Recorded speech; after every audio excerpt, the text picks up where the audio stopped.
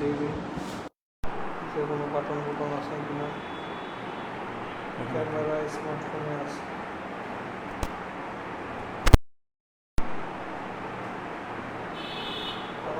Hello hello, এখন হচ্ছে ঠিক আছে।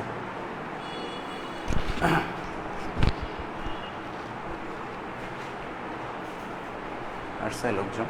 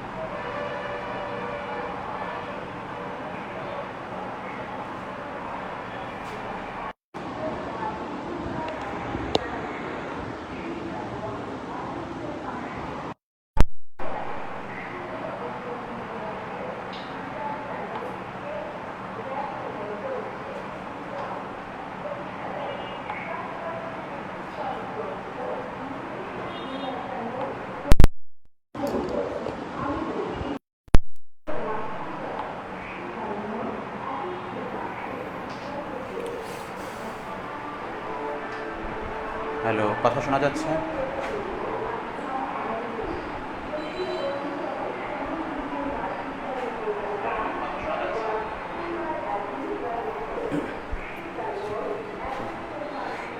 আসসালামু আলাইকুম শিক্ষার্থী বন্ধুরা, কেমন আছো সবাই?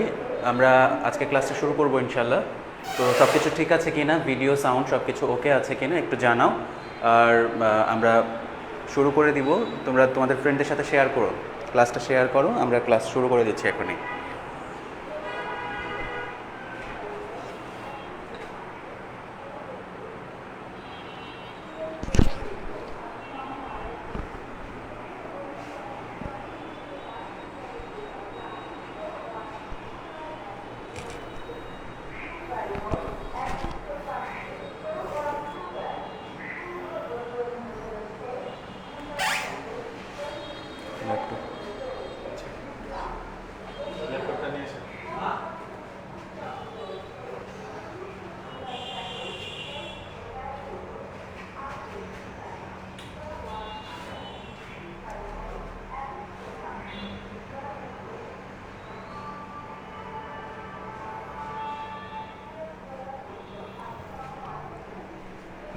ঠিক আছে, যদি সব কিছু ওকে থাকে আমরা চলো শুরু করি। আমাদের আজকের টপিক দেখতেই পাচ্ছ, নগ্নবীজি ও আবৃতবীজি উদ্ভিদ। এটা হচ্ছে আমাদের বোটানির সপ্তম অধ্যায়, তাই তো?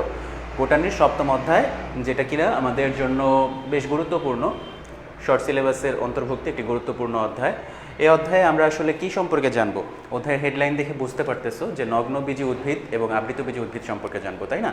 তো তোমরা তো এটা নিয়ে মোটামুটি পড়াশোনা করছো। এখান থেকে মেইনলি গুরুত্বপূর্ণ টপিক অল্প কিছু, সেটা হচ্ছে অধ্যায়ের শেষের দিকে পুষ্প সংকেত, পুষ্প প্রতীক, এই জায়গাগুলো থেকে সৃজনশীল প্রশ্ন বেশি আসে। আর শুরুর দিকে নগ্নবীজি উদ্ভিদের যে সাইকাস অংশটা, সেখান থেকে কিছু প্রশ্ন আমরা আসতে দেখি মাঝে মধ্যে। আর বাকি যে জিনিসগুলো আছে সেগুলো মূলত হচ্ছে এমসিকিউ এর জন্য, ঠিক আছে? কতে বা খতে কিছু প্রশ্ন আসে, সেগুলো আমরা বলে দেবো ইনশাল্লাহ। তো আমাদের ক্লাসটাতে শুরু থেকে শেষ পর্যন্ত থাকবা, আমরা মোটামুটি কভার করার চেষ্টা করবো ইনশাল্লাহ। আর তোমাদের কোনো প্রশ্ন থাকলে সেগুলোর উত্তর দেওয়ার চেষ্টা করবো ইনশাল্লাহ, ঠিক আছে? তো নগ্নবীজি আবৃতবীজি শব্দ দুইটার মানে তো আসলে অবশ্যই বুঝি আমরা। যে উদ্ভিদের বীজ ফল দ্বারা আবৃত থাকে না, অর্থাৎ উন্মুক্ত থাকে, সেই উদ্ভিদগুলোকে বলা হয় নগ্নবীজি উদ্ভিদ। আর যে সকল উদ্ভিদের বীজ ফল দ্বারা আবৃত থাকে, উন্মুক্ত থাকে না, সেগুলোকে বলা হয় আবৃতবীজি উদ্ভিদ, তাই তো? খুবই সহজ। তো এখন এই নগ্নবীজি আর আবৃতবীজি উদ্ভিদ সম্পর্কে ডিটেলসে যদি আমরা জানতে চাই, তাহলে প্রথমে আমাদের হচ্ছে দেখতে হবে যে তাদের মধ্যে কোনো মিল আছে কিনা। তো দেখা যাচ্ছে যে তাদের মধ্যে কিছু মিল রয়েছে, হ্যাঁ, সাদৃশ্য বা মিল রয়েছে। আবার অবশ্যই তাদের মধ্যে কিছু মানে বৈসাদৃশ্য বা ব্যতিক্রম রয়েছে, অমিল রয়েছে, তাই না? তো আমরা দুইটাই দেখব, একসাথে দুইটাই দেখব, যাতে করে আমাদের ফুল ইয়াটা কমপ্লিট হয়ে যায়, ধারণাটা, কনসেপ্টটা ক্লিয়ার হয়ে যায়। তো দেখো, প্রথমে আমরা যদি সাদৃশ্যের দিকে খেয়াল করি, নগ্নবীজি উদ্ভিদ এবং আবৃতবীজি উদ্ভিদ, তাদের মধ্যে মিলের জায়গা কি কি বা সাদৃশ্য কি কি? এক নম্বরে বলা হচ্ছে বহু বর্ষজীবী। এক নম্বরে কি বলা হচ্ছে? বহু বর্ষজীবী। অর্থাৎ নগ্নবীজি উদ্ভিদ বলো বা আবৃতবীজি উদ্ভিদ বলো, দুইটাই কিন্তু কি অনেক বছর বাঁচে, মানে একাধিক বছর তারা বেঁচে থাকে, এই জন্য তাদেরকে বলা হচ্ছে বহু বর্ষজীবী। এরপর হচ্ছে সুস্পষ্ট জনুক্রম আছে। সুস্পষ্ট জনুক্রম ব্যাপারটা কি, এটা নিয়ে একটু ক্লিয়ার করব। আচ্ছা, সুস্পষ্ট জনুক্রম সম্পর্কে তোমাদের কোনো আইডিয়া আছে কিনা একটু বলো তো, জনুক্রম কাকে বলে বা জনুক্রম বলতে আসলে কি বোঝায়, জানো কিনা কেউ? কি জানো জনুক্রম মানে কি, একটু বলো তো।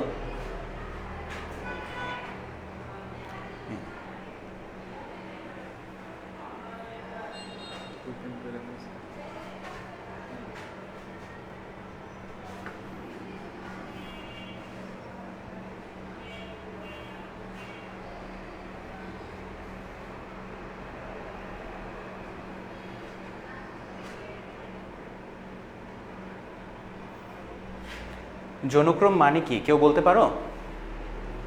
হ্যাঁ, জহিরুল ইসলাম বলছে। আসসালামু আলাইকুম। ওয়ালাইকুম আসসালাম, কেমন আছো?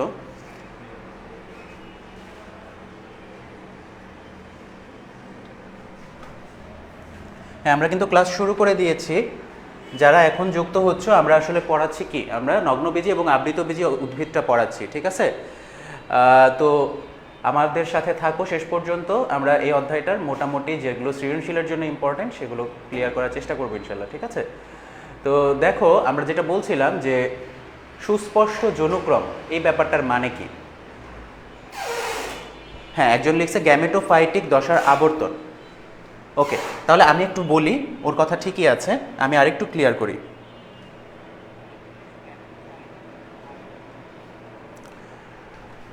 আচ্ছা, ধরো কোনো একটা উদ্ভিদের জীবনচক্রের শুরু থেকে শেষ পর্যন্ত, মানে তার জন্ম থেকে শুরু করে মৃত্যু পর্যন্ত, এটা তো একটা জীবনচক্র, তাই না?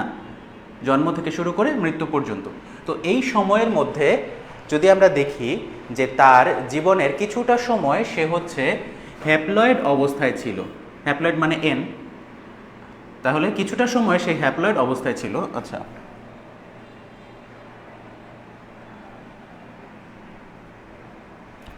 কিছুটা সময় সে ছিল হ্যাপ্লয়েড অবস্থায়, ধরো এখান থেকে শুরু করে এতটুকু সময় পর্যন্ত, হ্যাঁ, অল্প কিছু সময় সে হ্যাপ্লয়েড অবস্থায় ছিল, আর তারপর থেকে নিয়ে বাকি সময়টুকু সে ডিপ্লয়েড অবস্থায় ছিল। অর্থাৎ আমরা যদি তার জীবনটাকে বা জীবনচক্রকে এভাবে ভাগ করি, তাহলে দেখা যাবে যে অল্প কিছু সময় সে হ্যাপ্লয়েড অবস্থায় ছিল, বাকি সময়টুকু সে ডিপ্লয়েড অবস্থায় ছিল, ঠিক আছে? তো এই যে হ্যাপ্লয়েড এবং ডিপ্লয়েড অবস্থা পর্যায়ক্রমে তার জীবনে এসেছে, তার জীবনে পর্যায়ক্রমে হ্যাপ্লয়েড এবং ডিপ্লয়েড অবস্থাটা যে এসেছে, এই জিনিসটাই হচ্ছে আসলে যৌনক্রম, ঠিক আছে? যেমন আমাদের জীবনে কি মানে উত্থান পতন আসে, হ্যাঁ, কখনো আমরা খুব হ্যাপি থাকি, আবার কখনো আমাদের জীবনে কষ্টের সময় আসে। তো এরকম আসলে ব্যাপারটা, এগুলো কিন্তু চক্রাকারে চলতে থাকে, ভালো খারাপ, তাই না? তো একইভাবে উদ্ভিদের জীবনেও হ্যাপ্লয়েড এবং ডিপ্লয়েড অবস্থা পর্যায়ক্রমে আবর্তিত হতে পারে। তো যদি সেটা হয়, সেই ঘটনাটাকেই বা সেই ব্যাপারটাকেই আমরা বলি যৌনক্রম, অর্থাৎ ক্রমানুসারে হ্যাপ্লয়েড এবং ডিপ্লয়েড অবস্থার পর্যায়ক্রমিক আবর্তন, ঠিক আছে? এটা কিন্তু ক নাম্বারে আসে যে যৌনক্রম কি, তখন এই সংজ্ঞাটুকু লিখতে হবে। এখন দেখো, আমি যেটা বলছিলাম, এখানে আরেকটু জিনিস বোঝার আছে যে হ্যাপ্লয়েড অবস্থাটা অল্প সময় ছিল, ডিপ্লয়েড অবস্থাটা বেশি সময় ছিল। তো এমন কি হতে পারে না যে তার জীবনের বেশিটা সময় জুড়েই হ্যাপ্লয়েড অবস্থা ছিল আর অল্প একটু সময় ডিপ্লয়েড অবস্থা? এমনও কিন্তু সম্ভব, দুইটাই সম্ভব। অল্প সময় জুড়ে, এখানে আমি আর একটু স্পষ্ট করে দিই,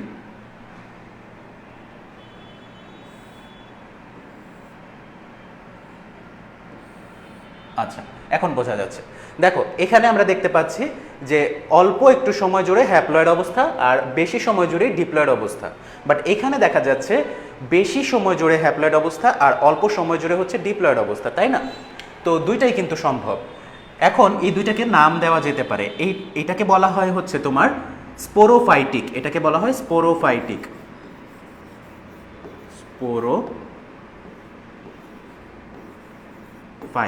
স্পোরোফাইট। আর এটাকে বলা হয় গ্যামেটোফাইট।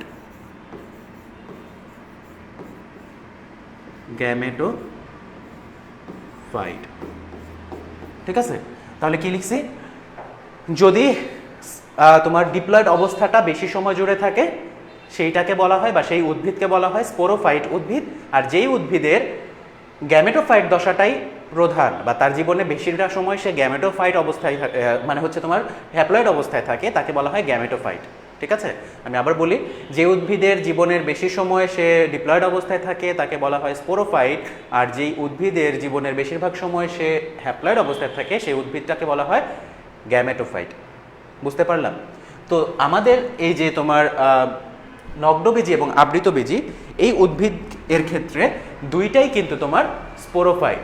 এখানে একটা কথা লেখা আছে স্পোরোফাইট, এই কথাটা দিয়ে আসলে কি বোঝাচ্ছি মাত্রই আমরা যেটা ক্লিয়ার করলাম, অর্থাৎ নগ্নবীজি বলো বা আবৃতবীজি বলো এই দুইজনের ক্ষেত্রেই কোন কথাটা সত্য, এই দুইজনের ক্ষেত্রেই হচ্ছে এই অংশটা সত্য। অর্থাৎ নগ্নবীজি উদ্ভিদই হোক বা আবৃতবীজি উদ্ভিদই হোক, তারা দুইজনেই কিন্তু এইরকম সিচুয়েশন দেখায়, অর্থাৎ তাদের জীবনে ডিপ্লয়েড অবস্থাটা বেশি, হ্যাপ্লয়েড অবস্থাটা কম, এজন্যই তাদেরকে কি বলা হয়, স্পোরোফাইট বলা হয়। বুঝতে পারছি?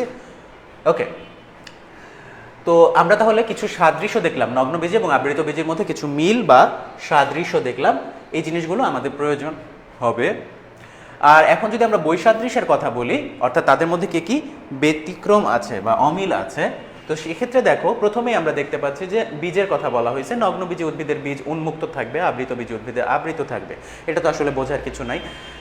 কেন এটার বীজ উন্মুক্ত থাকে? কারণ এখানে ফল থাকে না, আর এখানে আবৃত থাকার কারণটা হচ্ছে আসলে এখানে ফল থাকে, ফল দিয়েই বীজটা আবৃত অবস্থায় থাকে। আচ্ছা, এরপর হচ্ছে শস্য।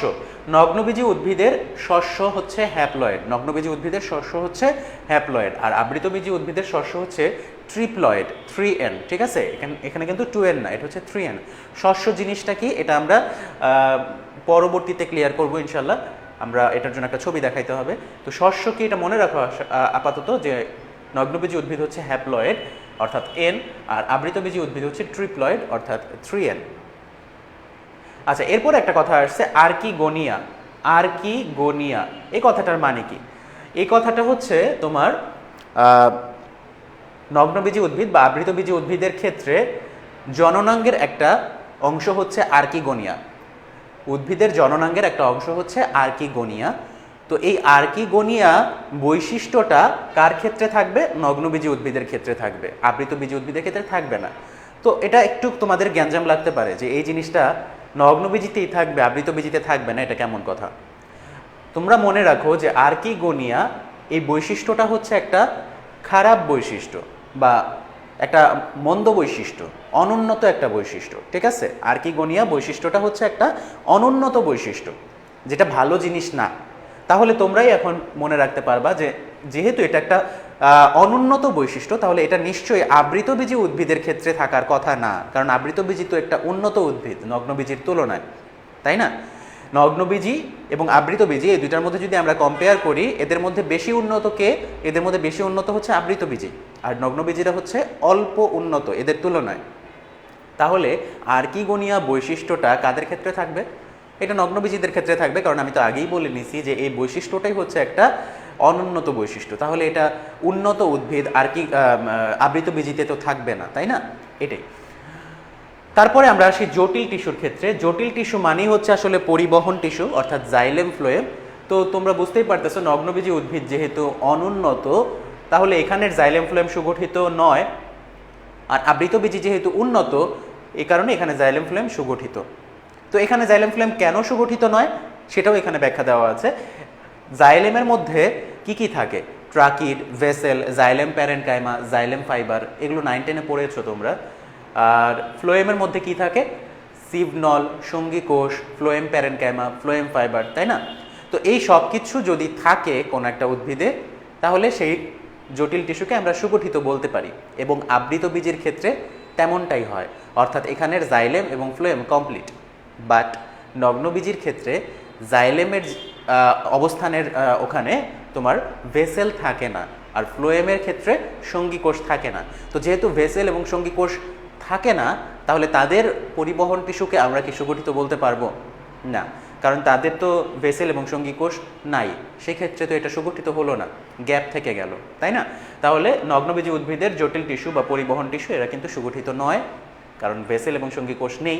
আর আবৃতবীজি উদ্ভিদের জটিল টিস্যু বা পরিবহন টিস্যু সুগঠিত, কারণ এখানে সব কিছুই থাকে কমপ্লিট। বুঝতে পারছি? এতটুকুর মধ্যে কোনো সমস্যা আছে কিনা বলো তো? এতটুকুর মধ্যে কারো কোনো প্রশ্ন আছে কিনা? এতটুকুর মধ্যে কারো কোনো প্রশ্ন বা জানার কিছু আছে কিনা বলো?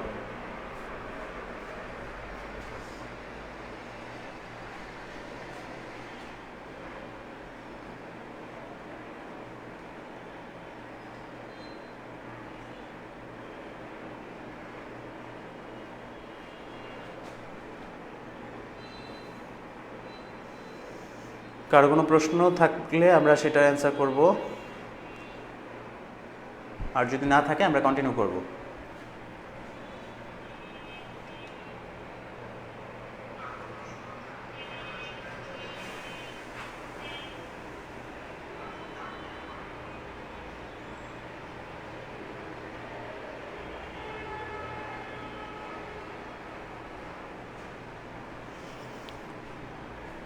আচ্ছা, সিফাত বলতেছো যে আর্কিগোনিয়াটা বুঝিয়ে বলবেন। আর্কিগোনিয়া এটা হচ্ছে জননাঙ্গের অংশ, উদ্ভিদের ক্ষেত্রেও প্রজনন অঙ্গ আছে, তাই না? তো আর্কিগোনিয়া প্রজনন অঙ্গের একটি অংশ, সেই অংশটা উন্নত উদ্ভিদের ক্ষেত্রে থাকে না। উন্নত উদ্ভিদের ক্ষেত্রে প্রজনন হয় কি, যৌনজনন হয়, তাই না?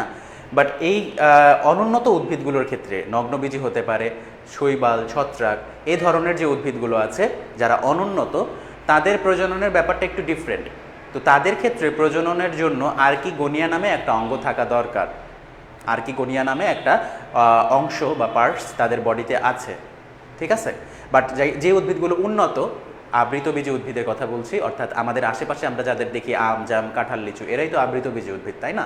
তো এরা যেহেতু উন্নত উদ্ভিদ, এদের আসলে আর্কিগোনিয়ার প্রয়োজন নাই।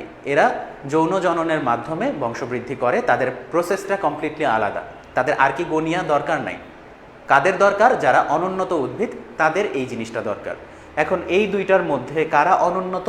নগ্নবীজি অনুন্নত, সো তাদেরই কিন্তু আর্কিগোনিয়া লাগবে, অর্থাৎ তাদের আর্কিগোনিয়া থাকে। আর এরা যেহেতু উন্নত, এদের আর্কিগোনিয়ার প্রয়োজনই নাই। বুঝতে পারছো? আশা করি ক্লিয়ার। ঠিক আছে, আমরা পরের অংশে চলে যাচ্ছি। আমাদের নগ্নবীজি উদ্ভিদের মধ্যে গুরুত্বপূর্ণ একটি উদাহরণ হচ্ছে সাইকাস। নগ্নবীজি উদ্ভিদের সবচেয়ে গুরুত্বপূর্ণ বা সবচেয়ে পরিচিত জনপ্রিয় উদাহরণটা হচ্ছে সাইকাস, ঠিক আছে? তো এই সাইকাস সম্পর্কে আমরা কি বলবো? আমরা যতটুকু না জানলেই না ততটুকু বলার চেষ্টা করতেছি। দেখো, একটা উদ্ভিদের তো মূল, কাণ্ড, পাতা সব কিছু থাকবে, তাই না? তো সাইকাস উদ্ভিদেরও মূল আছে, কাণ্ড আছে, পাতা আছে। সেগুলো কেমন? সাইকাস উদ্ভিদের মূল হচ্ছে অস্থানিক মূল এবং কোরালয়েড মূল। দেখো, কোরালয়েড মূলটা একটু বোল্ড করে দেওয়া হয়েছে, এই জিনিসটা কিন্তু গুরুত্বপূর্ণ, পরীক্ষায় আসে। কাণ্ড কেমন হয়, আবার এটাকে কি বলা হয়? জীবন্ত জীবাশ্মও বলা হয়। এই কথাগুলো খ নাম্বারের জন্য গুরুত্বপূর্ণ। সাইকাসকে পাম ফার্ন বলা হয় এবং জীবন্ত জীবাশ্ম বলা হয়। তো আমরা একটা একটা করে একটু ব্যাখ্যা করি ছোট করে। দেখো, সাইকাসকে কেন, সাইকাসের মূলকে কেন কোরালয়েড মূল বলে, এটা তোমরা জানো আশা করি। সাইকাস উদ্ভিদের ক্ষেত্রে ধরো, এটা যদি সাইকাস উদ্ভিদ হয়, সাইকাস উদ্ভিদের মূল কই থাকবে? মাটির নিচে তো থাকবে, তাই না? মূল থাকবে মাটির নিচে, কিন্তু কিছু কিছু মূল মাটির উপরে চলে আসে, বুঝছো? কিছু কিছু মূল মাটির উপরে চলে আসে, এবং তারা যখন মাটির উপরে চলে আসে তখন এই মূলগুলোতে কিছু অণুজীব অ্যাটাক করে। এই মূলগুলোর মধ্যে কিছু অণুজীব এসে আক্রমণ করে। কি কি? দুইটা নাম মনে রাখতে হবে, অ্যানাবায়েনা, আর একটা হচ্ছে নস্টক। অ্যানাবায়েনা আর হচ্ছে নস্টক, এই দুইটা অণুজীবের নাম মনে রাখতে হবে। এরা কি করে? সাইকাসের মূলে তারা সংক্রমণ করে, এবং তখন এই মূলগুলোর আকৃতি নষ্ট হয়ে যায়, মূলগুলো নষ্ট হয়ে যায় এবং তারা দেখতে সামুদ্রিক প্রবাল বা সামুদ্রিক কোরালের মতো হয়ে যায়। এই কারণেই এই মূলগুলোকে বলা হয় কোরালয়েড মূল, ঠিক আছে? তো এটা যদি খ নাম্বারে আসে তখন তোমাকে অবশ্যই এই কথাগুলো বলতে হবে, বিশেষ করে এই দুইটা অণুজীবের নাম উল্লেখ করতে হবে তোমার খাতার উত্তরে, ঠিক আছে? অ্যানাবায়েনা এবং নস্টক, তাদের আক্রমণে এই ব্যাপারটা ঘটে থাকে। ওকে, আমরা পরেরটাতে চলে আসি। সাইকাসকে কেন পাম ফার্ন বলা হচ্ছে? সাইকাসকে কেন পাম ফার্ন বলা হচ্ছে? এটা খুবই সহজ। সাইকাসের মধ্যে আমরা আসলে পাম গাছের বা পাম জাতীয় উদ্ভিদের একটা বৈশিষ্ট্য দেখি, তাদের মতো কিছু মিল দেখি, আবার ফার্ন জাতীয় উদ্ভিদের মতো তার কিছু বৈশিষ্ট্য আছে। ঠিক আছে, সাইকাসের কাণ্ডটা, সাইকাসের যে কাণ্ড, এই কাণ্ডটা হচ্ছে পাম জাতীয় উদ্ভিদের মতো, আর সাইকাসের যে পাতা, এই পাতাগুলো হচ্ছে ফার্ন জাতীয় উদ্ভিদের মতো। তো দুইটার কম্বিনেশন একসাথে এটাকে বলা হচ্ছে পাম ফার্ন। সাইকাসের কাণ্ড হচ্ছে পাম জাতীয় উদ্ভিদের মতো এবং পাতা হচ্ছে ফার্ন জাতীয় উদ্ভিদের মতো। ঠিক আছে, তাহলে এই দুইটা কম্বিনেশন মিলাই এটাকে বলা হচ্ছে পাম ফার্ন। ওকে, আশা করি ক্লিয়ার। কিসের জন্য এটা ইম্পর্টেন্ট? এটা খ নাম্বারের জন্য ইম্পর্টেন্ট, বুঝতে পারছো? আচ্ছা, এরপরে কি? এরপরে হচ্ছে জীবন্ত জীবাশ্ম কেন বলা হচ্ছে ওকে? সাইকাসকে কেন জীবন্ত জীবাশ্ম বলা হচ্ছে, এটা একটু ব্যাখ্যা করা দরকার। তোমরা জানো কি না? আচ্ছা, সাইকাসকে বলা হচ্ছে জীবন্ত জীবাশ্ম। হ্যাঁ, কেন জীবন্ত জীবাশ্ম বলা হচ্ছে? সাইকাস যেই বর্গের, একটু খেয়াল করো মনোযোগ দিয়ে, সাইকাস যে বর্গের উদ্ভিদ বা যেই গোত্রের উদ্ভিদ, সেই গোত্রের বেশিরভাগ উদ্ভিদগুলোই কিন্তু এখন আর পৃথিবীতে টিকে নাই। তারা হচ্ছে অনেক অনেক বছর আগেই পৃথিবী থেকে বিলুপ্ত হয়ে গেছে। সাইকাসের সমগোত্রীয় উদ্ভিদের কথা বলতেছি। তাহলে সাইকাসের সমগোত্রীয় উদ্ভিদগুলো পৃথিবী থেকে বিলুপ্ত হয়ে গেছে, যাদেরকে কিনা জীবাশ্ম হিসেবে কখনো কখনো পাওয়া যায়, আবিষ্কার করেন বিজ্ঞানীরা জীবাশ্ম হিসেবে। জীবাশ্ম ব্যাপারটা তো জানো, যে মাটির নিচে মাটি করে ধ্বংসাবশেষ পাওয়া যায় অনেক সময় অনেক প্রাণীর, সেগুলোকে জীবাশ্ম বলে। তো সাইকাসের সমগোত্রীয় উদ্ভিদগুলো এখন আর পৃথিবীতে টিকে নাই, যাদেরকে আমরা কি হিসেবে এখন পাই? জীবাশ্ম হিসেবে পাই। বাট সাইকাস এখনও টিকে আছে। কথাটা আরেকবার বলি, সাইকাসের সমগোত্রীয় উদ্ভিদগুলোর কেউই টিকে নাই, তারা জীবাশ্ম হয়ে গেছে, কিন্তু সাইকাস সে এখনও টিকে আছে। এই কারণেই সাইকাসকে বলা হয় জীবন্ত জীবাশ্ম। মানে সে তো জীবন্ত, বাট তার সমগোত্রীয়রা সব জীবাশ্ম হয়ে গেছে, এই কারণে সে হচ্ছে জীবন্ত জীবাশ্ম। বুঝতে পারছি? যেমন মনে করো, ধরো একটা এক্সাম্পল দিই, ধরো হচ্ছে যে কি বলবো, ধরো আব্রাহাম লিঙ্কন। মনে করো আব্রাহাম লিঙ্কন, হ্যাঁ, একজন ব্যক্তি, আমেরিকার একজন প্রেসিডেন্ট ছিলেন, বিখ্যাত ব্যক্তি। তো মনে করো তোমাদের মধ্যে কারো চেহারা আব্রাহাম লিঙ্কনের মতো, ঠিক আছে? তো সাপোজ তোমাদের মধ্যে কারো চেহারা যদি আব্রাহাম লিঙ্কনের মতো হয়, তো তাকে তার ফ্রেন্ডরা সবাই কি হিসেবে ডাকবে বলো তো? বলবে জীবন্ত আব্রাহাম লিঙ্কন, তাই না? তাকে কিন্তু এই নামে পরিচিত করে ফেলবে সবাই, যে ও হচ্ছে লিভিং আব্রাহাম লিঙ্কন বা জীবন্ত আব্রাহাম লিঙ্কন, তাই না? তো ওরকম হচ্ছে ব্যাপারটা। সাইকাস বেঁচে আছে, বাট ওর মতো যারা ছিল তারা সবাই মারা গেছে, জীবাশ্ম হয়ে গেছে, কিন্তু সাইকাস বেঁচে আছে। তাই সাইকাসকে আমরা কি বলি? সাইকাসকে হচ্ছে আমরা নাম দিয়েছি জীবন্ত জীবাশ্ম। বুঝতে পারছি? আচ্ছা, আশা করি ক্লিয়ার। ক্লিয়ার কি না এটা একটু বলো কমেন্টে। ক্লিয়ার কি না কমেন্টে একটু বলো। আচ্ছা, কমেন্ট কি লিখছে?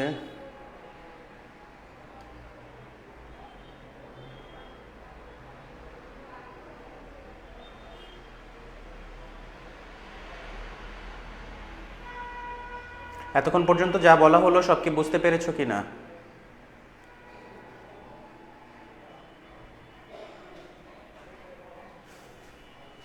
আচ্ছা, পিডিএফ তো ওইভাবে এখান থেকে তোমরা স্ক্রিনশট দিয়ে নিতে পারো। হ্যাঁ, তোমরা ভিডিও থেকে স্ক্রিনশট দিয়ে নিতে পারো, আর প্রয়োজনীয় অংশগুলো খাতায় বা নোট খাতায় লিখে নিতে পারো, ঠিক আছে? সব কিছু এত ইজি করে দিলে তখন হচ্ছে পড়াশোনা হবে না, একটু কষ্ট করতে হবে, ঠিক আছে? আচ্ছা, তো এখন দেখো, জীবন্ত জীবাশ্মর ব্যাপারগুলো বললাম, পাম ফার্ন কেন বলা হয়, কোরালয়েড মূল কেন বলা হয়, এগুলো বুঝতে পারছি আশা করি। এরপরে এই জিনিসগুলো আসলে বলতে চাচ্ছি না, অযৌন জনন, যৌন জনন, এগুলো লেস ইম্পর্ট্যান্ট টপিক, এগুলো একটু দেখে নিও তোমরা। আমাদের আরও বেশ গুরুত্বপূর্ণ অংশ বাকি আছে, এগুলো জাস্ট একটু এক নজর চোখ বুলিয়ে গেলেই হবে, ঠিক আছে? বইয়ের তথ্যগুলো এখানে শর্ট করে দেওয়া আছে, তোমরা এক নজর চোখ বুলিয়ে এলে এখান থেকে বুঝে যাবে। হ্যাঁ, এগুলো বইয়েরই ছবি। পুরুষ সাইকাস উদ্ভিদে কি থাকে? পুংস্ট্রোবিলাস থাকে। স্ত্রী সাইকাস উদ্ভিদে কি থাকে? মুকুট থাকে। তারপরে পুংস্ট্রোবিলাসের মধ্যে কি থাকে? তোমার মাইক্রোস্পোরোফিল থাকে। আর মুকুটের মধ্যে কি থাকে? মেগাস্পোরোফিল থাকে। এটার ভিতরে কি তৈরি হয়? পুং গ্যামেট তৈরি হয়, আর এটার ভিতরে কি তৈরি হয়? স্ত্রী গ্যামেট তৈরি হয়, ঠিক আছে? তারপরে সেই দুইটা মিলিত হয়ে নিষেক প্রক্রিয়ায় কি তৈরি করে? নতুন একটা সাইকাস উদ্ভিদ তৈরি করে। ওকে, তো এই জিনিসগুলো জাস্ট কমন সেন্স থেকে একটু জেনে নিলে হবে। আমরা এই জিনিসটা একটু পড়বো, সাইকাসের অর্থনৈতিক গুরুত্ব। এটা কিন্তু পরীক্ষায় আসে, যদি সাইকাস থেকে প্রশ্ন আসে এটা আসতে পারে, সাইকাসের অর্থনৈতিক গুরুত্ব। তাহলে এখানে কি কি জিনিস আমরা একটু দাগিয়ে নেই। সাইকাসকে শোভা বর্ধনকারী উদ্ভিদ হিসেবে বাগানে লাগানো হয়, সাইকাসকে শোভা বর্ধনকারী উদ্ভিদ হিসেবে বাগানে লাগানো হয়, ঠিক আছে।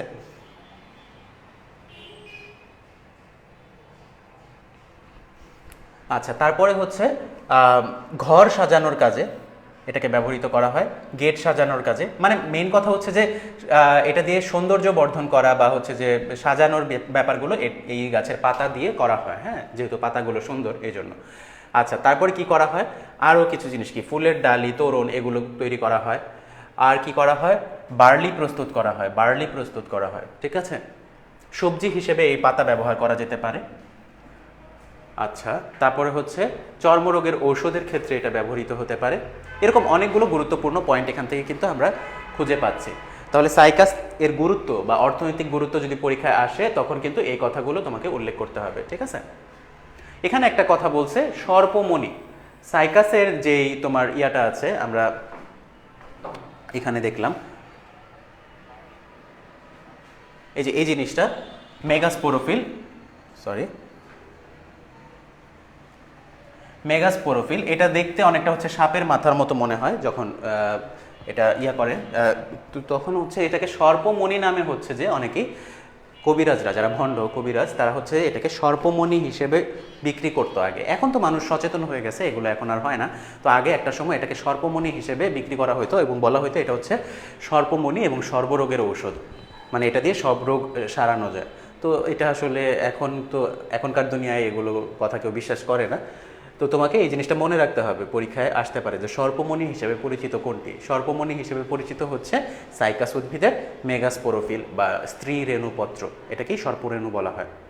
ওকে, তো ক্লিয়ার আশা করি। সাইকাস নিয়ে আমাদের আর কোনো আলোচনা নাই, আমরা মোটামুটি সাইকাস বলার চেষ্টা করছি, কি কি লাগবে, মূল, কাণ্ড, পাতা সব কিছু বলা হয়েছে। পামফার্ন কেন বলা হয়, জীবাশ্ম কেন বলা হয়, এই সব কিছুই আমরা ক্লিয়ার করছি এবং সাইকাসের অর্থনৈতিক গুরুত্ব আমরা বলছি, ঠিক আছে। আচ্ছা, একজন প্রশ্ন করছে পাতা পক্ষল যৌগিক কেন। আচ্ছা, গুড। পাতা পক্ষল যৌগিক হওয়ার কারণ হচ্ছে সাইকাসের পাতাগুলো হচ্ছে কেমন, আসলে নারিকেল গাছের পাতা দেখছো না, অনেকটা ওরকম। হ্যাঁ, ধরো হচ্ছে একটা কি থাকবে, একটা ডাল থাকবে, তার প্রতিটা পয়েন্ট থেকে দুই পাশে পাতা তৈরি হবে, তাই না, এরকম করে পাতা তৈরি হবে। নারিকেলের পাতার কথা বলতেছি। তো সাইকাসের পাতাও কিন্তু অনেকটা ওরকম। এই পাতাগুলোকে পক্ষল যৌগিক বলা হয়। কেন পক্ষল যৌগিক বলা হয়? যৌগিক মানে আসলে কি, যৌগিক মানে হচ্ছে যুগ্মভাবে আছে, একসাথে আছে। তো দেখো এই যে পয়েন্ট, এই বিন্দুটা, এই বিন্দু থেকে দুইটা পাতা একসাথে বের হয়েছে, তাই না, দুইটা পাতা একসাথে বের হয়েছে, এই জন্য এটা হচ্ছে যৌগিক। আর পক্ষল মানে হচ্ছে পাখির পাখার মতো, পক্ষল মানে হচ্ছে পাখির পাখার মতো, মানে এটা অনেকটা পাখির ডানার মতো। তো এই জন্য যে পাখির ডানার মতো এবং একসাথে দুইটা দুইটা করে থাকে, এমন না যে এখান থেকে একটা থাকবে, এখান থেকে একটা, আবার এখান থেকে একটা, এখান থেকে একটা, এরকম না, কিন্তু এরকম না। সাইকাসের পাতা এরকম, অর্থাৎ যুগ্মভাবে থাকে পাতাগুলো এবং পাখির ডানার মতো, এই জন্য এটাকে বলা হয় পক্ষল যৌগিক। ক্লিয়ার কিনা? তাহলে পক্ষল যৌগিক কেন বলা হয় এটা বুঝতে পারছো?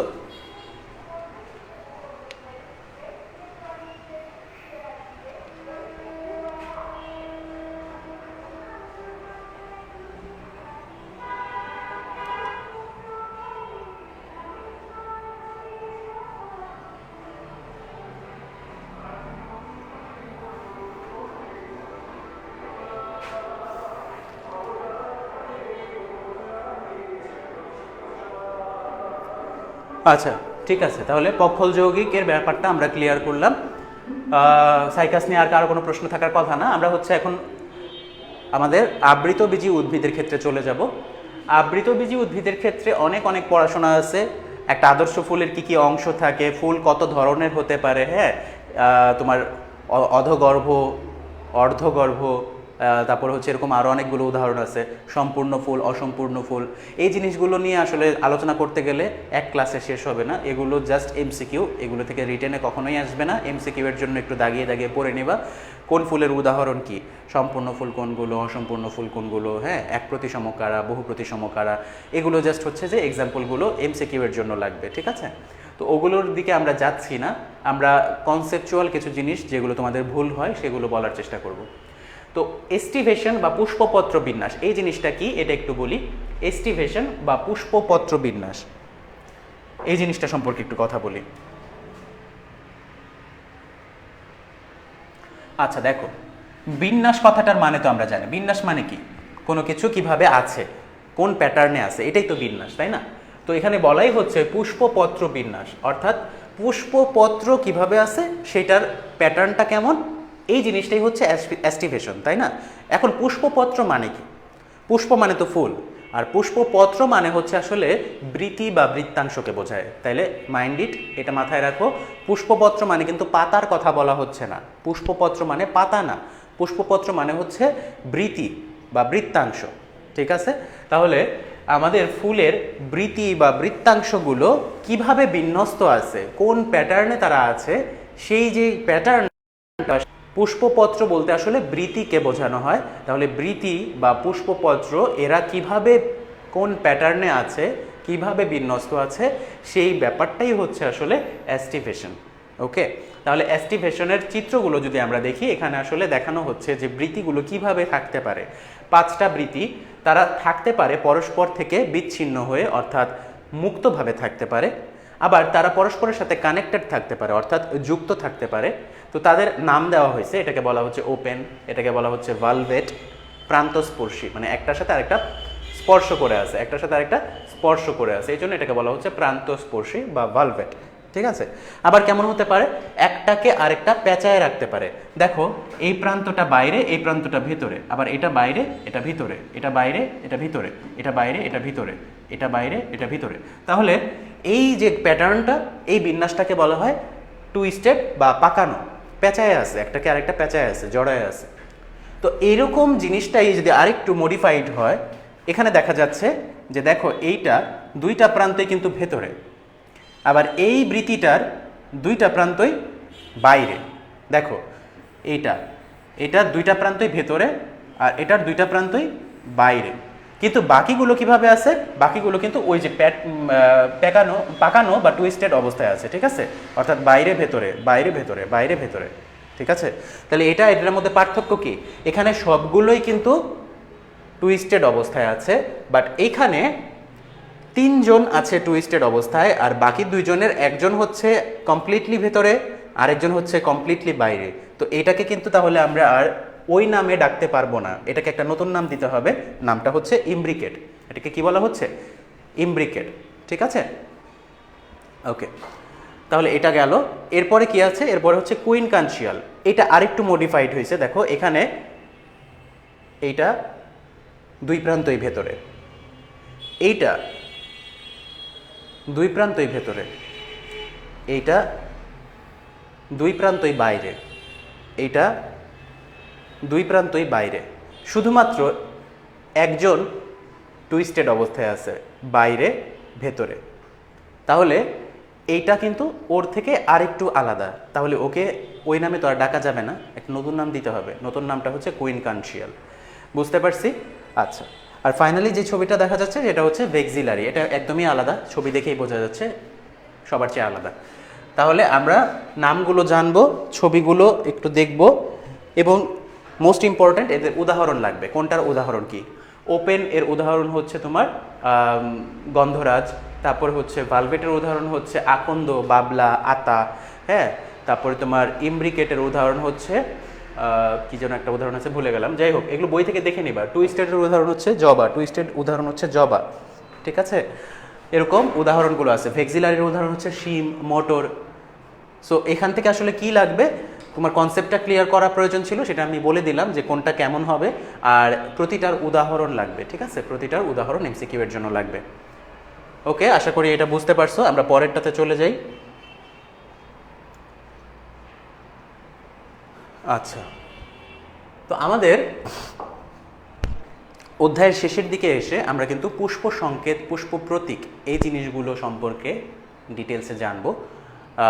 তো আমরা এখন পুষ্প সংকেত আর পুষ্প প্রতীকের সংজ্ঞাটা আগে আপাতত জেনে নিই, যে পুষ্প সংকেত কাকে বলে বা পুষ্প প্রতীক কাকে বলে। এই জিনিসটা আমাদের জানা প্রয়োজন। পুষ্প সংকেত কাকে বলে? কি বলা হচ্ছে, পুষ্পের বিভিন্ন স্তবক, স্তবকের অবস্থান, সংখ্যা ও সংযুক্তি যেই সংকেতের সাহায্যে প্রকাশ করা হয় তাকে পুষ্প সংকেত বলে। পুষ্পের বিভিন্ন স্তবক, স্তবকের অবস্থান, সংখ্যা ও সংযুক্তি যে স্তবকের সাহায্যে প্রকাশ করা হয় তাকে পুষ্প সংকেত বলে। ঠিক আছে, তাহলে এই জায়গাটা মার্ক করে দিচ্ছি। দেখো, পুষ্পের বিভিন্ন স্তবক, স্তবকের অবস্থান, সংখ্যা ও সংযুক্তি। এটার মানে কি, একটা ফুলের বিভিন্ন অংশ থাকবে তাই না, বৃতি, দল, পুংস্তবক, স্ত্রীস্তবক। তো সেই জিনিসগুলো কিভাবে আছে, কোথায় আছে, কয়টা আছে, এবং তারা কি একটার সাথে আরেকটা যুক্ত অবস্থায় নাকি বিচ্ছিন্ন অবস্থায় নাকি পেঁচানো অবস্থায় আছে। তো সেই যে জিনিসগুলো আমরা যদি কোনো একটা সেন্টেন্সের মাধ্যমে প্রকাশ করতে পারি তাহলে সেটাকেই বলা হবে পুষ্প সংকেত। আর এই জিনিসগুলোকে আমরা যদি সেন্টেন্স আকারে প্রকাশ না করে চিত্র আকারে প্রকাশ করি, কোনো একটা ছবির মাধ্যমে প্রকাশ করি, সেটাকে কিন্তু কি বলা হবে, সেটাকে বলা হবে পুষ্প প্রতীক। ওকে, দেখো এখানে কি বলা হচ্ছে,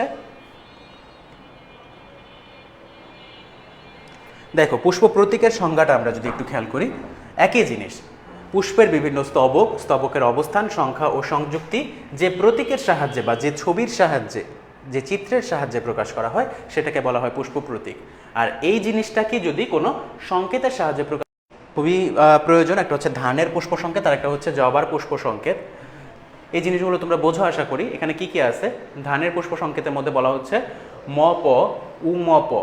মপ মানে হচ্ছে মঞ্জরিপত্র, উমপ মানে হচ্ছে উপমঞ্জরিপত্র। পার্সেন্টেজ চিহ্ন বা শতকরা চিহ্ন, এটা দিয়ে বোঝানো হচ্ছে আসলে 1/100। এরপরে এই চিহ্নটা দিয়ে বোঝানো হচ্ছে উভলিঙ্গ। এটা হচ্ছে পুষ্পপুট, কয়টা থাকবে, 2টা থাকবে। পুংকেশর বা পুংস্তবক কয়টা থাকবে, 6টা থাকবে, 2 সারিতে 3টা 3টা করে, এই জন্য 3+3। গর্ভাশয় কয়টা থাকবে, 1টা থাকবে। ঠিক আছে, আচ্ছা, তারপরে হচ্ছে তোমার জবার পুষ্প সংকেতের ক্ষেত্রে এটা হচ্ছে বহু প্রতিসম, উভলিঙ্গ। উপবৃত্তি 5টা থাকবে, বৃত্তি 5টা থাকবে কিন্তু যুক্ত থাকবে, পরস্পর যুক্ত থাকবে। দল কয়টা থাকবে, 5টা। পুংকেশর কয়টা থাকবে, অসংখ্য থাকবে। আর গর্ভাশয় কয়টা থাকবে, 5টা থাকবে এবং যুক্ত অবস্থায় থাকবে। ঠিক আছে, তাহলে এই জিনিসগুলো কিন্তু একটু মনে রাখতে হবে, এটা তোমার পরীক্ষায় রিটেনে আসতে পারে। বুঝতে পারলা? ওকে, এই ছবিটা খেয়াল করো, এখানে আমরা একটা ফুলের ক্ষেত্রে কিভাবে পুষ্প প্রতীকটা আসলে আসে, পুষ্প প্রতীকের কনসেপ্টটা আসলে কিভাবে আসে সেটা দেখানো হয়েছে। এটা হচ্ছে একটা ফুল, এই ডালটাতে এই ফুলের জন্ম। তো আমরা যদি এই ফুলটাকে এখান থেকে দেখি, উপর থেকে যদি দেখি, তখন ফুলের ভিউটা হবে এরকম। আমরা ফুলটাকে এখন সাইড থেকে দেখতেছি, তো এই জন্য এখন এমন দেখা যাচ্ছে, কিন্তু আমরা যদি ফুলটাকে উপর থেকে দেখি তখন ফুলটাকে এমন দেখা যাবে।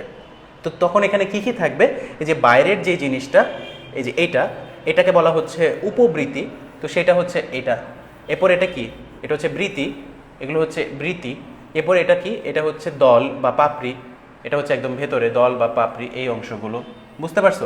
এরপর এর ভেতরে হচ্ছে তোমার পুংকেশর, স্ত্রী কেশর আছে, সেগুলো এখানে দেখানো হয়েছে। আর এই যে এখানে একটা জিনিস আছে, এটা কি, এটা হচ্ছে মাতৃ অক্ষ। মাতৃ অক্ষ ব্যাপারটা অনেকে বোঝে না। মাতৃ অক্ষ মানে যে অক্ষ বা যেই ডালের মধ্যেই ফুলটা তৈরি হয়েছে, এই ফুলের মা, যে এই ফুলের মা বা এই ফুলের যে ডালটা যেখান থেকে এই ফুলের জন্ম হয়েছে তাকেই বলা হচ্ছে মাতৃ অক্ষ। তাহলে এই জিনিসটা মাতৃ অক্ষ, এবং এটা যখন আমরা পুষ্প প্রতীকের মধ্যে দেখাবো তখন তো আমরা এরকম লম্বা দাগ দিতে পারবো না, তখন আমরা হচ্ছে জাস্ট একটা এই অবস্থান বরাবর একটা ডট চিহ্ন দিয়ে আমরা বোঝাই যে এখানে একটা মাতৃ অক্ষ আছে। বুঝতে পারছো? তাহলে মানে মাতৃ অক্ষ আসলে জিনিসটা কি, মাতৃ অক্ষ হচ্ছে যে অক্ষ বা যে শাখা থেকে ফুলের সৃষ্টি হয়েছে সেটাই মাতৃ অক্ষ।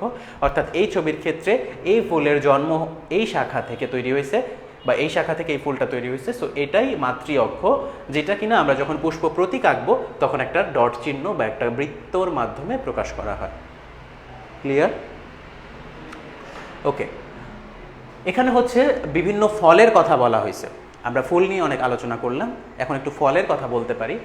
প্রকৃত ফল, অপ্রকৃত ফল, সরল ফল, গুচ্ছিত ফল, যৌগিক ফল, লিগিউম, ক্যাপসুল, কেরিওপসিস, সিলিকুয়া, বেরি, সাইজোকার্প, এরকম অনেকগুলো ফলের কথা আমাদের বইয়ে আছে।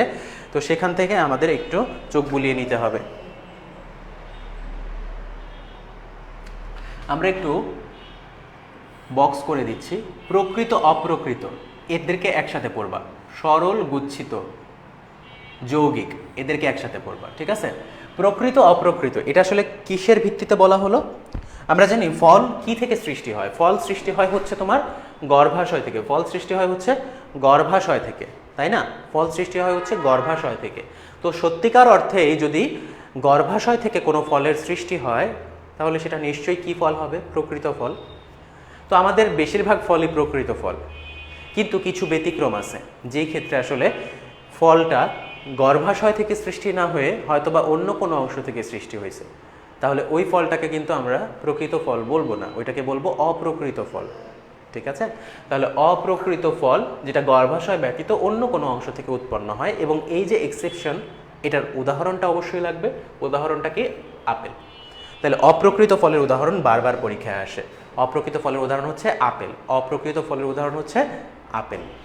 আচ্ছা, এরপরে এই বক্সটা একটু চিন্তা করি। সরল গচ্ছিত যৌগিক, যদি একটা ফুল থেকে একটাই ফল তৈরি হয় সেটা সরল, সিম্পল একটা জিনিস। ফুল ছিল একটা, সেখান থেকে ফলও হয়েছে একটা, তাহলে এটা হচ্ছে সরল ফল। বাট এরকম যদি হয় ব্যাপারটা, একটা ফুল থেকে এক গুচ্ছ ফল তৈরি হয়েছে, ফুল একটা কিন্তু ওখান থেকে ফল তৈরি হয়েছে এক গুচ্ছ, তাহলে সেটাকে বলা হবে গুচ্ছিত ফল। নামের সাথেই তো মিল আছে, তাই না? গুচ্ছ, গুচ্ছ কথাটাকে ফোকাস করো। আর যদি এরকম হয় ফুলের যে ডালাটা ছিল বা পুষ্প মঞ্জরি, সেই পুষ্প মঞ্জরি পুরাটা মিলে একটা ফল হয়েছে, মানে অনেকগুলো ফুল মিলে একটা ফল হয়েছে, তাহলে সেটাকে কিন্তু বলা হবে যৌগিক ফল। যৌগিক মানে কি আসলে? যৌগিক মানে অনেকজন মিলে একসাথে, যৌগিক মানেই তো হচ্ছে একসাথে। তাহলে যদি অনেকগুলো ফুল একসাথে মিলে একটা ফল তৈরি করে তাহলে সেটাকে কিন্তু আমরা কি বলবো? যৌগিক ফল বলবো। বুঝতে পারছি? তাহলে যৌগিক ফলের উদাহরণ হচ্ছে কাঁঠাল, এটাও পরীক্ষায় আসে। আর গুচ্ছ ফলের উদাহরণ হচ্ছে আতা। বোঝা গেল? তাহলে এই দুইটা জিনিস আমি একটু বোঝায় বললাম, আর বাকিগুলো আসলে জাস্ট একটু নামগুলো মনে রাখো। লিগিউম, ক্যাপসুল, ক্যারিওপসিস, সাইজোকার্প, কোনটার উদাহরণ কি, এগুলো একটু নাম মনে রাখবা। পরীক্ষায় অনেক সময় এমসিকিউতে আসে। এগুলো টোটালটাই কিসের জন্য ইম্পর্টেন্ট? এটা পুরোটাই হচ্ছে এমসিকিউ এর জন্য ইম্পর্টেন্ট, রিটেনে কখনো এখান থেকে আসে না।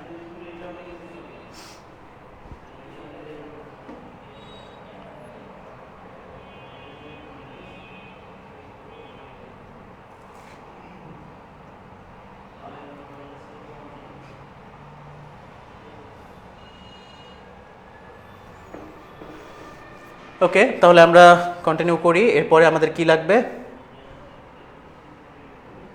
আচ্ছা, এই বক্সটা হচ্ছে সবচেয়ে জরুরি এই অধ্যায়ের জন্য, এই বক্সটাই সবচেয়ে জরুরি। আমাদের এই অধ্যায়ে আমরা দুইটা গোত্র সম্পর্কে পড়তেছি, একটা হচ্ছে পোয়েসি আর একটা হচ্ছে মালভিসি। পোয়েসি এবং মালভিসি দুইটা গোত্র আছে। তো এই দুইটা গোত্রের সকল বৈশিষ্ট্য এবং সকল ব্যাপারগুলো এখানে বক্স আকারে, পার্থক্য আকারে এখানে নিয়ে আসা হয়েছে। এটা যদি তুমি বোঝো বা এটা যদি মনে রাখতে পারো, আয়ত্ত করতে পারো, তাহলে তুমি এটার প্রশ্ন যেখান থেকে আসুক তুমি পারবা ইনশাল্লাহ। কি বলা হচ্ছে? পোয়েসি, এটার উদাহরণটা আসলে কি এটা আগে বোঝো। পোয়েসির উদাহরণ হচ্ছে কিন্তু ধান, পোয়েসির উদাহরণ হচ্ছে ধান, আর মালভেসির উদাহরণ হচ্ছে জবা। পোয়েসির উদাহরণ হচ্ছে ধান আর মালভেসির উদাহরণ হচ্ছে জবা। তাহলে আমরা যখন পোয়েসির বৈশিষ্ট্যগুলো দেখব তখন আমরা ধানের কথা মনে রাখবো, আর মালভেসির বৈশিষ্ট্যগুলো যখন আমরা চিন্তা করব তখন জবার কথা আমাদের মনে করতে হবে, ঠিক আছে? তো দেখো, পোয়েসি অর্থাৎ ধান, সেটার কাণ্ড কেমন হবে? নলাকার বা ফাঁপা। এটা তো আশা করি বোঝানোর কিছু নাই, সবাই জানো যে ধানের কাণ্ড কেমন হয়? নলাকার হয়। আর মালভেসি বা জবা, তার কাণ্ড কেমন হবে? এটা কিন্তু হয় রোমযুক্ত, রোমশ এবং মিউসিলেস পূর্ণ, মানে হচ্ছে তার ভেতর একটা তরল থাকে, ওটাকে বলা হয় মিউসিলেস। আচ্ছা, এরপর হচ্ছে আমরা পাতার ক্ষেত্রে আসি। ধানের পাতা হচ্ছে লিগিউল বিশিষ্ট। লিগিউল জিনিসটা কি? লিগিউল এখানে দেখানো হয়েছে কিনা? হ্যাঁ, এই যে এখানে দেখো ধানের যে পাতা, এখানে লিগিউল নামে কিছু জিনিস থাকে, বুঝতে পারছো? লিগিউল। আর জবার পাতা কিন্তু তোমার উপপত্রযুক্ত। তো উপপত্র মানে কি? এখানে খেয়াল করো, এই যে এটা হচ্ছে জবার পাতা, এবং পাতার নিচে এই যে এখানে দেখো পাতার নিচে ছোট্ট করে আরো দুইটা পাতার মতো কিছু একটা আছে, এগুলোকে বলা হয় উপপত্র। অর্থাৎ পাতার গোড়াতে ছোট পাতার মতো আরো যে অংশটা থাকে সেটাকে বলা হয় উপপত্র। তাহলে আমরা আবার বক্সে আসি। পোয়েসি অর্থাৎ ধান, ধানের পাতায় কি থাকে? লিগিউল থাকে। মালভেসি অর্থাৎ জবা, জবার পাতায় কি থাকে? উপপত্র থাকে। ওকে, এরপরে আসি পুষ্পবিন্যাস। পোয়েসির পুষ্পবিন্যাস হচ্ছে স্পাইকলেট এবং জবা বা মালভেসির পুষ্পবিন্যাস হচ্ছে একক। এটা একটু মনে রাখো, জাস্ট ব্যাখ্যা করার সুযোগ নেই আজকে। অমরা বিন্যাস হচ্ছে পোয়েসির ক্ষেত্রে মার্জিনাল বা প্রান্তীয় এবং মালভেসির ক্ষেত্রে হচ্ছে অক্ষীয়। পরাগধানী হচ্ছে সর্বমুখ, আর এটার ক্ষেত্রে হচ্ছে বৃক্কাকার। তো পরাগধানী আমরা একটু ছবিতে দেখাই দিই। এখানে দেখো পরাগধানী, এই যে এগুলো হচ্ছে পরাগধানী, তাই না? পুংকেশরের মাথায় যেটা থাকে এটাকে পরাগধানী বলে। তো এই পরাগধানীগুলো ফিক্স না, একটু ফ্লেক্সিবল, সব দিকে হচ্ছে যে মুভ করতে পারে। তো এই পরাগধানীগুলো যেহেতু সব দিকে মুভ করতে পারে, মানে ঘুরতে পারে বলতে পারো অনেকটা, তো এই জন্য এদেরকে বলা হয় সর্বমুখ। এই পরাগধানীগুলোকে বলা হয় সর্বমুখ। আর এদের ক্ষেত্রে পরাগধানীর মাথাটা দেখো, পরাগধানীটা কেমন অনেকটা বৃক্কের মতো বা কিডনি শেপ, বৃক্কের মতো। এই জন্য মালভেসির পরাগধানীকে বলা হয় বৃক্কাকার। তাহলে মালভেসি হচ্ছে বৃক্কাকার আর পোয়েসির পরাগধানী হচ্ছে সর্বমুখ। ঠিক আছে, এরপর আসি গর্ভমুণ্ড। পোয়েসির গর্ভমুণ্ড কেমন? পালকের মতো। ছবিতে দেখো, এই যে গর্ভমুণ্ড এখানে আছে, এই যে গর্ভমুণ্ড, গর্ভাশয়ে গর্ভদণ্ড, তারপর হচ্ছে গর্ভমুণ্ড, তাই না? এই যে এখানেও দেখাচ্ছে যে গর্ভাশয় আর এটা হচ্ছে গর্ভমুণ্ড। তাহলে গর্ভমুণ্ডগুলো কেমন? অনেকটা হচ্ছে পালকের মতো, পাখির পালকের মতো। তাহলে এজন্যই কিন্তু এখানে লেখা হয়েছে কি, পোয়েসির গর্ভমুণ্ড কেমন? পালকের মতো। আর মালভেসির গর্ভমুণ্ড সম্পর্কে তেমন কোনো তথ্য বইয়ে বলা হয়নি। এখন লাস্টে কি আসে? ফল। তাহলে ফল কেমন? পোয়েসির ক্ষেত্রে ফল হচ্ছে ক্যারিওপসিস। আমরা বিভিন্ন ধরনের ফলের নাম পড়ে আসলাম একটু আগে। পোয়েসির ফল হচ্ছে ক্যারিওপসিস, আর মালভেসির ফল হচ্ছে ক্যাপসুল, বেরি, সাইজোকার্প। ক্যাপসুল, বেরি বা সাইজোকার্প ধরনের ফল এদের ক্ষেত্রে পাওয়া যায়। তো এখান থেকে আমি কিছু জিনিস বুঝাই দিলাম, আর কিছু জিনিস হচ্ছে একটু বললাম যে মনে রাখবা, মুখস্থ করবা। সময়ের অভাবে আমরা সবগুলো কনসেপ্ট ক্লিয়ার করতে পারছি না। তো এই বক্সটা তুমি হচ্ছে বুঝলে তো আলহামদুলিল্লাহ, আর না বুঝলে তোমাকে একটু মুখস্থ করে ফেলতে হবে। পরীক্ষায় যখন আসবে যে পোয়েসির শনাক্তকারী বৈশিষ্ট্যগুলো লিখো বা মালভেসির শনাক্তকারী বৈশিষ্ট্যগুলো লিখো, তখন কিন্তু তোমার এই বক্স থেকে পয়েন্টগুলো লিখে দিলেই অ্যান্সার হয়ে যাবে। ঠিক আছে? আচ্ছা, তারপরে আমরা আসি। এরপরে এখানে কি বলা হয়েছে? এখানে হচ্ছে আমার মালভেসির যেই পুষ্প প্রতীক সেটার ছবিটা দেওয়া হয়েছে। এখানে কিন্তু একদম বাইরে কি থাকবে? একদম বাইরে থাকবে উপবৃতি, তারপর কি থাকবে? বৃতি, এরপরে থাকবে হচ্ছে দল, তারপরে হচ্ছে তোমার পুংকেশর, এরপরে হচ্ছে স্ত্রী স্তবক বা স্ত্রী গর্ভপত্র। বুঝতে পারছি? আর এই যে এই উপরের জিনিসটা, এটা হচ্ছে মাতৃ অক্ষ। তো এই ছবিগুলো পরীক্ষায় আসে পরীক্ষায় গতে এই ছবি কিন্তু আসে। এটা অবশ্যই বাসায় প্র্যাকটিস করে যাবে। বাসায় প্র্যাকটিস না করলে কিন্তু পরীক্ষার হলে গিয়ে হুট করে আঁকতে পারবে না। এটা বাসায় প্র্যাকটিস করবে। কম্পাস ব্যবহার করতে পারো, হ্যাঁ, কম্পাস ব্যবহার করে প্রথমে 5টা ছোট ছোট বৃত্ত এঁকে নিবা। ভেতরে একটা বৃত্ত আঁকলা, তারপর আরেকটা বৃত্ত আঁকলা, এরপর আরেকটা, তারপর আরেকটা, তারপর আরেকটা। এরপর ওই বৃত্ত ধরে ধরে তুমি হচ্ছে যে এই জিনিসগুলো এঁকে নিবা। তারপর অতিরিক্ত অংশটা পেন্সিল দিয়ে যেহেতু আঁকবে, অতিরিক্ত অংশটা মুছে দিবে।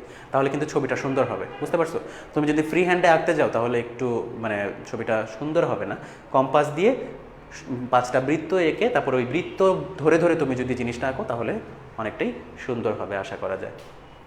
ঠিক আছে, তাহলে এটা হচ্ছে তোমার পোয়েসির যে পুষ্প প্রতীক তার ছবি। এটা তো সহজ, ভেক্সিলারি প্যাটার্নে আছে। এখানে একটা লম্বা এরকম অর্ধবৃত্ত দিবে, তারপরে তাকে ঘিরে এটা থাকবে, উপরে একটা গ্লুম, নিচে একটা গ্লুম। এই দুটোকে বলা হয় গ্লুম। এগুলোকে কি বলা হয়? গ্লুম। উপরে একটা থাকে, নিচে একটা থাকে, 2টা গ্লুম থাকে। এই বড়টাকে বলা হয় লডিকিউল, বড়টাকে বলা হয় লেমা, এটাকে বলা হয় লেমা, আর এইটাকে বলা হয় প্যালিয়া। তাহলে নামগুলো কিন্তু একটু মনে রাখতে হবে। আমি আবার বলতেছি, গ্লুম, উপরে একটা, নিচে একটা। এই যে বড়টা, এটাকে বলা হচ্ছে লেমা, বড়টাকে বলা হচ্ছে লেমা। এই ছবির সাথে মিলায় দেখো, এই যে এইটা হচ্ছে লেমা। ঠিক আছে? তারপরে এই উপরেরটা হচ্ছে প্যালিয়া। উপরেরটা কি? উপরেরটা হচ্ছে প্যালিয়া। আর এখানে নিচে আরও যে 2টা ছোট ছোট থাকবে এগুলোকে বলা হবে লডিকিউল। একদম ভেতরে এটা হচ্ছে গর্ভাশয়। আর এই যে এই জিনিসগুলো, এগুলো হচ্ছে পুংকেশর কয়টা থাকবে? পুংকেশর থাকবে 6টা টোটাল। দেখো, 1 2 3 4 5 6, টোটাল 6টা থাকবে। কিন্তু তারা হচ্ছে 2টা সারিতে থাকে, ভেতরের দিকে 3টা থাকে এবং তাদেরকে ঘিরে আরও 3টা থাকে। এই জন্য এটাকে বলা হয় 3+3। আমরা যখন পুষ্প সংকেত লিখছিলাম তখন লিখছিলাম, পুষ্প সংকেতের ক্ষেত্রে আমরা লিখছিলাম পুংকেশর কি 3+3। আমরা কেন 3+3 লিখলাম, কেন একেবারে 6 লিখলাম না? কারণ এখানে দেখানো হচ্ছে বা বোঝানো হচ্ছে যে আসলে এরা 2টা সারিতে থাকে, ভেতরের দিকে 3টা থাকে আর তাদেরকে ঘিরে আরও 3টা থাকে, এই জন্যই বলা হয় 3+3। আশা করি বুঝতে পারছো। ফাইনালি আমরা হচ্ছে যে এই যে 2টা গোত্র পড়লাম, পোয়েসি আর মালভেসি, এই 2টা গোত্রের অর্থনৈতিক গুরুত্বটা একটু তোমাদেরকে দেখিয়ে দিচ্ছি। এটা পড়লেই শেষ। অর্থনৈতিক গুরুত্ব কি? পোয়েসির অর্থনৈতিক গুরুত্ব কিন্তু আসলে অনেক অনেক বেশি। কারণ পোয়েসির মধ্যে আমরা হচ্ছে দেখব পৃথিবীর 60% লোকের প্রধান খাদ্য কি? ভাত, এবং তোমার বহু লোকের প্রধান খাদ্য হচ্ছে রুটি। তো আমাদের ধান, গম, এই জিনিসগুলো, শস্য জাতীয় যে জিনিসগুলো আছে, এগুলো সবই কিন্তু পোয়েসির অন্তর্গত। এই যে দেখো ধান, তারপর কি আছে তোমার বাঁশ, আখ, গম, ভুট্টা, জব, তারপর হচ্ছে বিভিন্ন ধরনের ঘাস, হ্যাঁ, দুর্বা ঘাস। তো এই যে দেখো বাঁশ, ঘাস, আখ, মানে মোট কথা হচ্ছে শস্য জাতীয় যে জিনিসগুলো আছে, ফসল জাতীয় যে জিনিসগুলো আছে, সেগুলো কিন্তু পোয়েসির আন্ডারে চলে আসবে। হ্যাঁ, এবং যেহেতু তারা ফসল জাতীয়, সো তাদের অর্থনৈতিক গুরুত্ব আসলে বলার অপেক্ষা রাখে না। আমরা তো খাদ্যের জন্য এই ধরনের ফসলগুলোর উপরই নির্ভর করি, তাই না? তো এদের অর্থনৈতিক গুরুত্ব আসলে অনেক অনেক বেশি। প্রতিটার জন্য আলাদা আলাদা করে কিছু কথা আছে। ও আচ্ছা, ভালো কথা, এখান থেকে কিন্তু বৈজ্ঞানিক নাম অবশ্যই মনে রাখতে হবে। অরাইজা স্যাটিভা ধানের বৈজ্ঞানিক নাম, স্যাকারাম অফিসিনারাম এটা হচ্ছে আখের বৈজ্ঞানিক নাম, ট্রিটিসাম অ্যাস্টিভাম এটা হচ্ছে গমের বৈজ্ঞানিক নাম। এরকম করে সবগুলো লাগবে না, বৈজ্ঞানিক নাম হচ্ছে তোমার এখান থেকে দুর্বা ঘাসের লাগবে। তো যে কয়টা দাগাই দিলাম, বাঁশেরটা তো সহজ, ব্যাম্বুসা ব্যাম্বোস, এই কয়েকটা বৈজ্ঞানিক নাম কিন্তু লাগবে। হ্যাঁ, ব্যাম্বুসা ব্যাম্বোস, অরাইজা স্যাটিভা, স্যাকারাম অফিসিনারাম, ট্রিটিসাম অ্যাস্টিভাম, তারপরে দুর্বা ঘাসের যে বৈজ্ঞানিক নাম, হ্যাঁ, সাইনোডন ড্যাকটাইলন, এগুলো কিন্তু তোমার মনে রাখতে হবে। বৈজ্ঞানিক নাম অনেক সময় কতে আসতে পারে, সৃজনশীলের ক নাম্বারে, যে ধানের বৈজ্ঞানিক নামটি লিখো। আচ্ছা, তো ভেতরে আমি আর বলছি না, এগুলো তো তোমরা নিজেরাও জানো যে আসলে ধানের গুরুত্ব কী বা আখের গুরুত্ব কী, এটা তো আমার নতুন করে বলার কিছু নাই। মেইন কথাটা বলে দিলাম যে এদের অর্থনৈতিক গুরুত্বর মেইন যে বিষয়টা, সেটা হচ্ছে এরা আমাদের খাদ্য হিসেবে ব্যবহৃত হয়। সো এরা অবশ্যই অবশ্যই অনেক বেশি গুরুত্বপূর্ণ।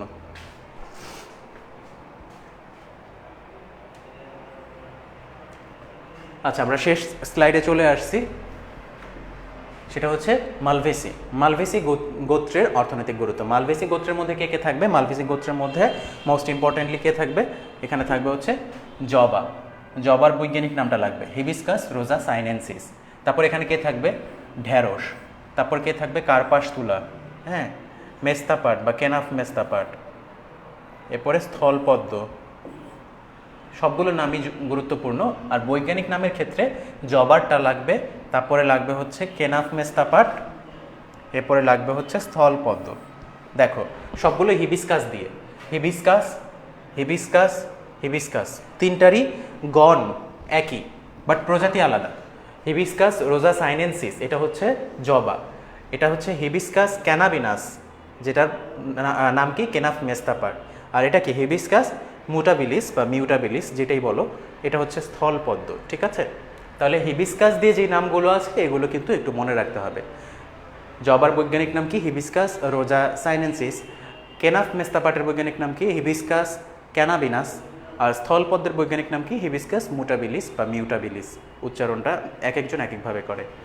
তাহলে বৈজ্ঞানিক নাম কার কার লাগবে সেটা বলে দিলাম, আর উদাহরণ সবগুলোই মনে রাখবে। তোমাকে যদি আমি বলি মালভেসি গোত্রের উদাহরণ বলো, তখন কিন্তু তোমার যেন সবগুলো নাম মনে থাকে। তোমার জবা, ঢ্যাঁড়স, স্থলপদ্ম, তারপরে কেনাফ মেস্তাপাট, কার্পাস তুলা, এই সবগুলো নামই তুমি বলবে। বাট বৈজ্ঞানিক নাম সবগুলো মনে রাখতে না পারলেও এই তিনটা অন্তত মনে রাখবে, যে তিনটা আমি দাগিয়ে দিলাম।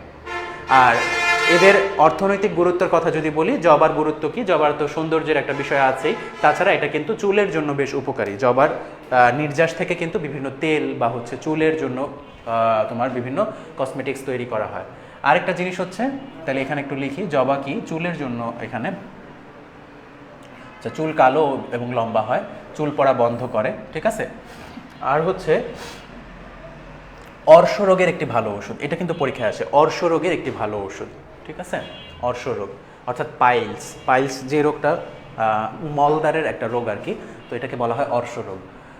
আচ্ছা, এরপরে ঢ্যাঁড়সের অর্থনৈতিক গুরুত্বের মধ্যে একটা জিনিস পরীক্ষায় আসে সেটা হচ্ছে তোমার বহুমূত্র রোগের উপকার করে থাকে। বহুমূত্র রোগ মানে কি? বহুমূত্র রোগ মানে হচ্ছে ডায়াবেটিস। বহুমূত্র রোগ মানে হচ্ছে ডায়াবেটিস। তাহলে ঢ্যাঁড়স কিন্তু ডায়াবেটিস রোগীদের জন্য বেশ উপকারী। আচ্ছা, কার্পাস তুলা, ক্যানাফ মেস্তা পাট এগুলো নিয়ে আর তেমন বলার কিছু নাই। স্থলপদ্ম এটা বাগানের সৌন্দর্য বর্ধন করে। এই তো। তাহলে মালভেসি গোত্রের অর্থনৈতিক গুরুত্ব আসলে তোমার বিশেষ করে জবা এবং ঢ্যাঁড়স এই দুইটা বেশি গুরুত্বপূর্ণ। আর এই যে তুলা বা পাট এগুলো থেকে কি তৈরি হয়? এগুলো থেকে বস্ত্র অর্থাৎ কাপড়, সুতা এগুলো তৈরি করা যায়। বুঝতে পারলাম?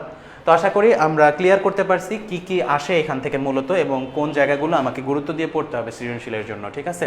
তাহলে এই ছিল আমাদের আজকের পড়াশোনা।